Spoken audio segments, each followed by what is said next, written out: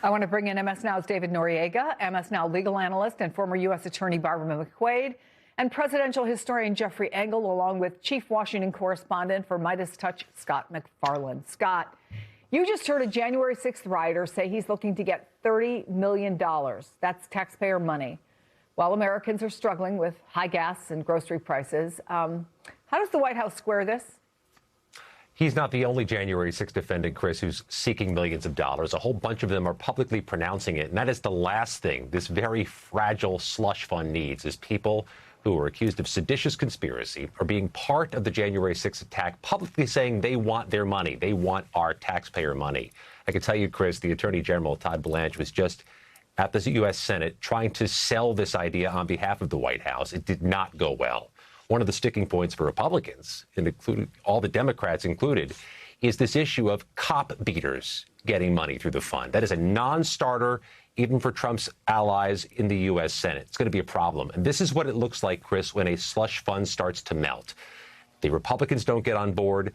There's no momentum behind it. And the Senate wants to get involved, perhaps, in stopping or changing the rules. You know, Jeffrey, the idea that January 6th rioters could be compensated hasn't always been the message from the White House. This is a little reminder.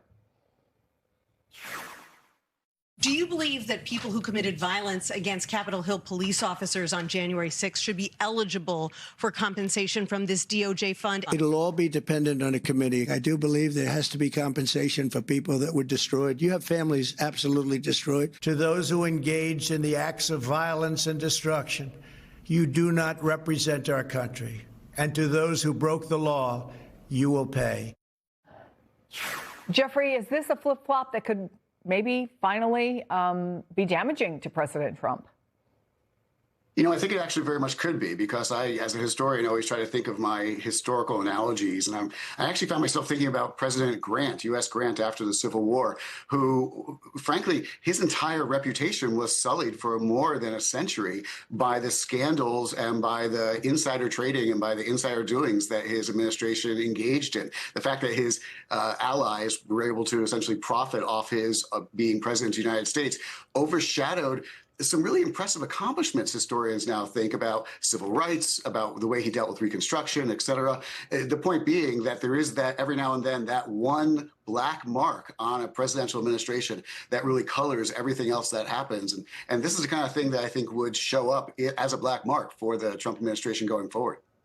Scott, very colorfully, you said this fund is as popular with Republicans as poison ivy and a dinner plate with vegetables. But Democrats are looking to, as you put it, melt the fund.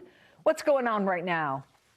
4 different proposals in the course of 10 minutes, Chris, to stop this fund from Democrats. Some of them would tax any recipient 100% on the money, which means all the money gets removed. Others would use the appropriations process to limit who could get money out of this fund, precluding cop beaters, January 6 rioters. There are lawsuits that are being mustered. But here's the thing, and perhaps this is the most telling part of the story this week.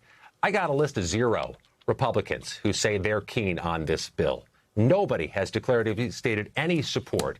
And those who have kind of worked around the edges, Chris, those who've said, hey, Biden weaponization victims deserve money, they're getting it wrong, because the January 6 prosecutions famously were launched not by President Biden, but in the first term of